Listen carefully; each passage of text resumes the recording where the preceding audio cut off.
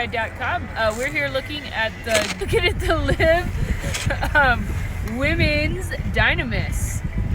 New Live women's board. So I think it might have C2 camber, I'm not sure, but it's got a little bit of rocker. It looks very mellow in between the feet. To camber, and then who knows, maybe a little bit of rise, but I'm not sure. Probably a little bit of rise. But you know, it's a medium, maybe a little bit more on the medium stiff side. But you know, you put this board on and it feels very smooth right away, very forgiving and fun, and you don't really notice the stiffness of it, because I think that little tiny reverse camber in between the feet helps out a lot. And it is also a directional board.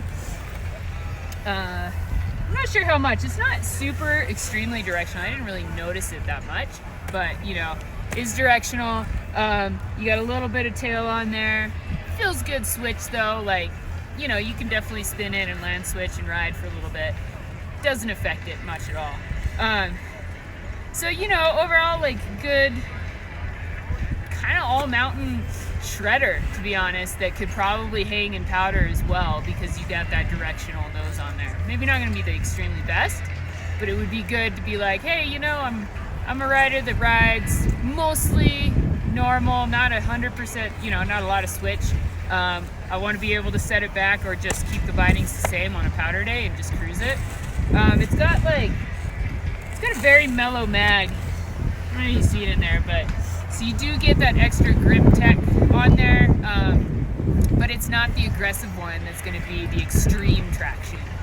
Didn't have a problem on the like hard pack or the kind of icy patches at all. So yeah, and felt super solid at high speeds. You know, I felt like it was very stable, but what was cool about it is it was like relaxed enough to feel like you could play around on it also if you wanted to, but it can like be that stable aggressive board as well. Great pop. It felt pretty light underfoot, which felt like some of the other ones felt a little bit more on the heavy side, but this felt like right in the zone of where I wanted it. It was a 145. Rode it with the Arbor Sequoia bindings and the Vans Farah boots, and let's get Thea's take on it. We're gonna trade out. So I really liked this board. I would say it's my favorite out of the Lip line so far. It was really smooth, turned really easily, not too heavy of a board, did great with whatever conditions I was in. There was like a little bit of powder on the sides. There's also some hard pack. I didn't have any problem. Feels really playful. Yeah, it's got that magna traction edge, which is nice, but it's not as aggressive as some of the other GNU and Lib women's boards, and it was really playful, really smooth, and I could ride it all day.